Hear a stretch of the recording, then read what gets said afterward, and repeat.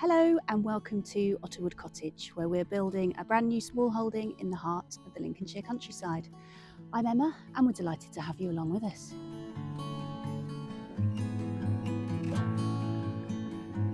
Today is Friday, last day of our week off before the weekend, and the first day really since Monday that I have felt able to come outside and help on the plans for the land. As you know from previous videos, I've had this horrible cold. I'm not going to hang on about it. It is what it is. But I'm glad to be outside today and to have found this beautiful patch of snowdrops, which is making me feel very spring-like and happy.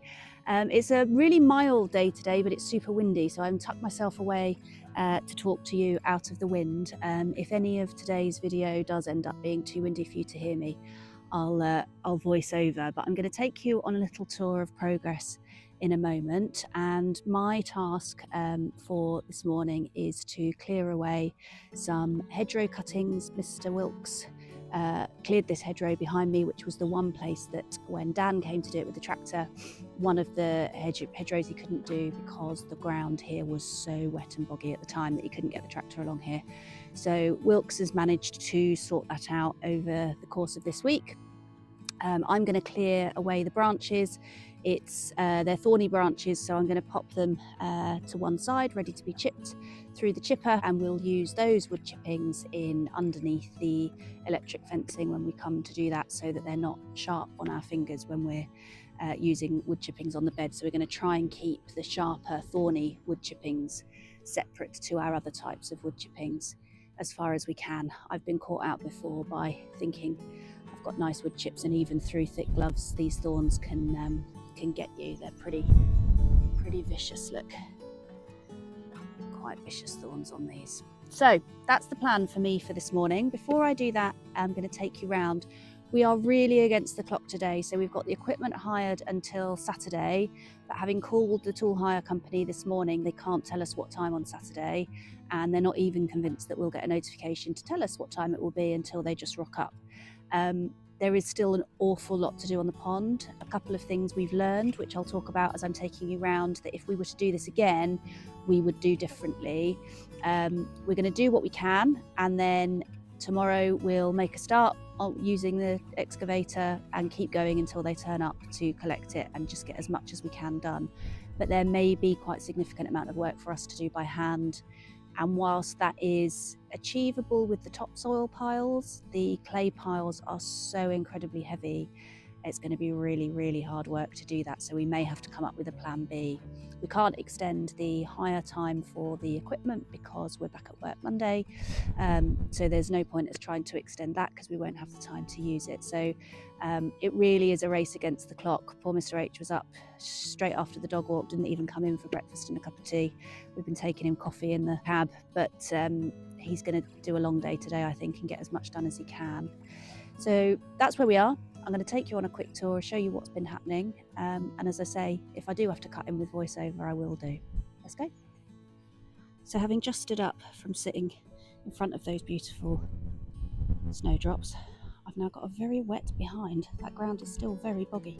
Anyway, so this is the hedgerow that hadn't been cleared by Dan, and which Wilkes has now done. So you can see there's piles of hawthorn for me to pick up and move.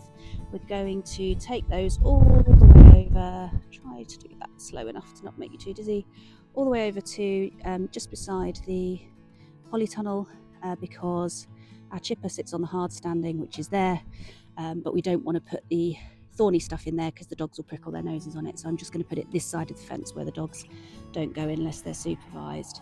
So some examples of the work.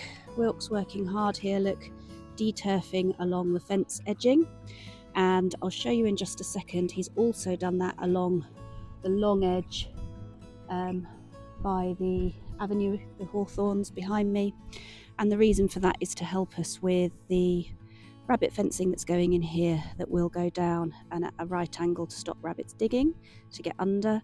And we're also going to mulch along under all of the electric fencing to suppress the grass so that we don't get grass growing up and touching the bottom row of the 3-strand electric fencing. So he's been doing that as far as he can with the turf cutter. Let me just turn you around. And one of the lessons that we have definitely learned in the process, I say we, it's not me because I haven't been doing anything useful. One of the lessons that the lads have learned is that turf cutters are great. They are exceptionally heavy and they are really designed for flat level cricket pitches. They are really difficult to work on this kind of land, which is both undulating and at the moment very boggy. Now, we did know coming in that it wasn't an ideal time to be trying to cut turf. It is also the only time we had available, so we had to kind of cut our losses and do the best we could. He has done an amazing job making a very heavy, very difficult to wield machine work on land that it really wasn't designed to work on. It's not the machine's fault, it is the land's fault for being too wet and too undulating. If you're going to do turf cutting and use a turf cutter, if there's any way you can do it in dry conditions, I would fully recommend that you do that. We didn't have that option, we didn't have that luxury, so we've made the best of it, and he has done an amazing job. And I'm sure that we will be able to get the rabbit fencing in. It's just been a bit back-breaking for him. I'm going to turn you around again now and take you over to the pond. Bear with me. Right, I've tried to tuck the mic away from the wind as best I can. I hope that you are not picking up too much wind noise. But here is the pond, and as you can see, the crescent shape is all dug out.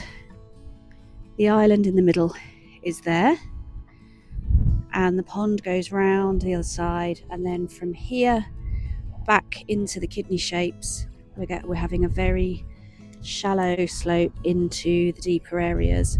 Now, this is definitely something that we can't continue by hand, so the digging out of the pond, wherever it gets to by whatever time they come and collect tomorrow, is where it's at. Mr. H is, I think, got the Mission Impossible theme tune playing in his cab non-stop, certainly in his head, because we are really under pressure to try and get this done in time. We definitely don't want to be in here with spades. As you can see, it's already filling up.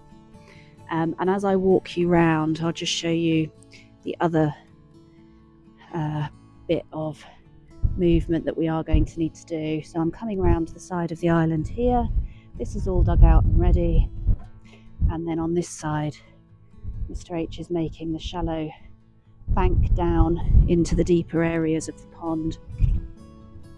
He has done an absolutely amazing job, and given he's never used an excavator before, we're really impressed by what he's achieved.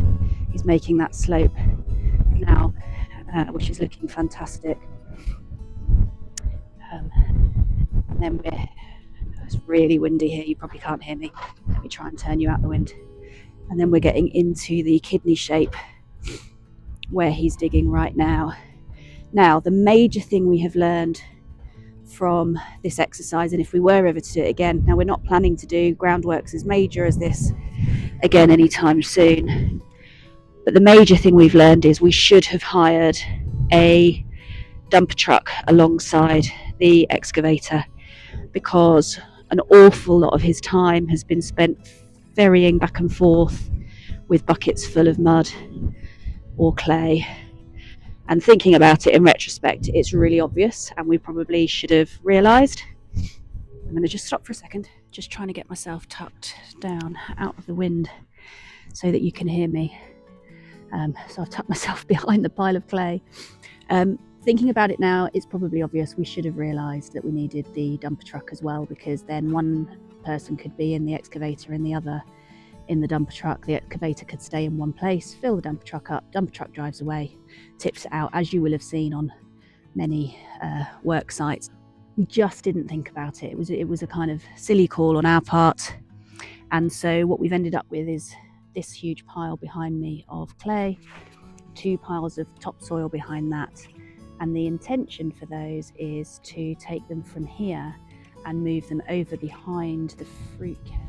So from here, where the pile is, we want to and still will somehow take that over to behind the fruit cage here, where I think I talked about building a mound which will use up most of this.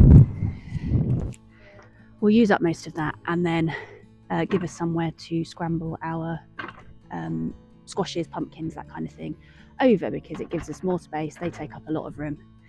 So it's a bit of a win-win solution. The difficulty we've got is we now don't think we've got time to ferry it all. And this clay is going to be an absolute nightmare to try and move by hand with barrows and shovels. Now, I'm one for elbow grease and trying to do stuff by hand where possible. And certainly with the topsoil piles, I think we could do that because the topsoil is movable with a spade.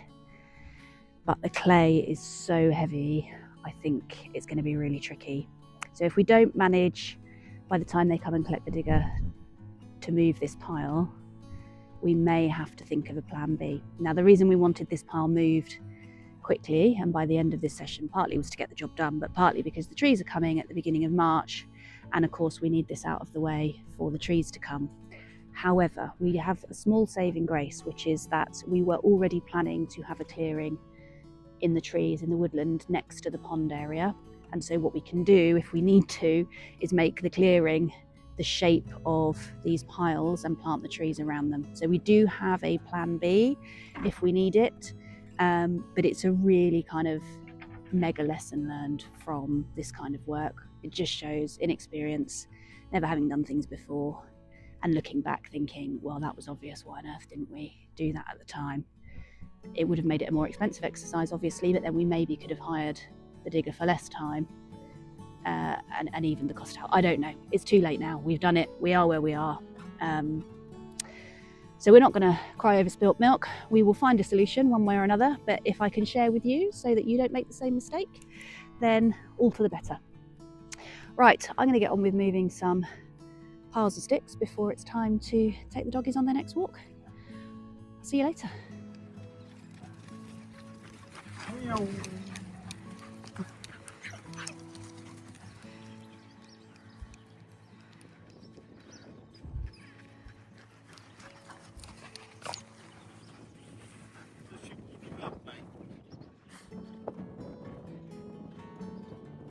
Just been sent outside as nominated project manager to check if we are at the point of the pond dig being finished, and I think that we are.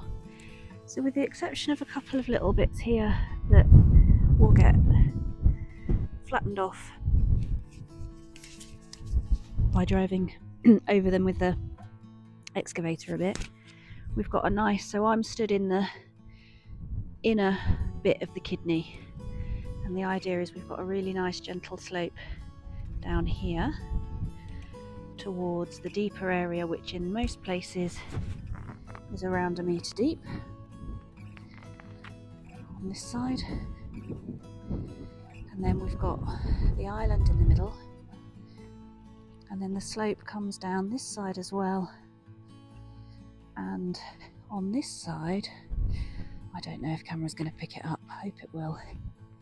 There is a deep hole here, I think you can see the edge of it just coming around here. So that goes deeper to around 2 metres, as best we can gauge it, for those wildlife creatures that might come to the pond that want a little bit of cover, a bit more depth. So that has filled. The bottom of the pond is filling. There's a long way to go, as you can see. So we've banked up around the crescent to give us a little bit of landscaping, a little bit of flood defence as well, should the pond overflow. There is a risk that it could leak along this edge, because where my finger is there is the edge where the topsoil would have been. Now, we've scraped clay on the edge, but if that's not completely sealed, then there is a risk it could leak there. But if it does, I think, as I've said before, we're going to live with this for a year, see how the pond does, how it holds water, not do too much to it in that time other than watch what happens, be patient, and if we need to, we can bring in bentonite to bentonite clay to fill in any areas where it might be leaking, but we'll know the level at which it starts to leak once it's filled. So it's looking fantastic. We're at 1 o'clock on Friday, and so the clock is ticking now to get that pile of clay first moved to that corner, 1 bucket at a time, and then that pile of mostly topsoil with a bit of clay, if there is time, will come next. And finally, I don't know that we'll get to it, the third pile, which is all topsoil and the turf from the original scrapings, which will also need to be moved both on top of the banking around the pond so that we have the ability to grow in it, and also on top of the mound we're making in that corner by the fruit cage for the pumpkins. So it's looking amazing. I mean, it's looking like a big pile of dirt, but it will look amazing. I can see it. I can see how it's going to look when it's all finished landscaping. We've obviously got some smoothing off to do, but all of that's done with feet and hands and getting muddy. And we've got time to do that at our leisure. But what a great job. Now, let's set the timer until they arrive at whatever time they arrive tomorrow. I wonder how much of these 3 piles we'll manage to get moved. Let's go.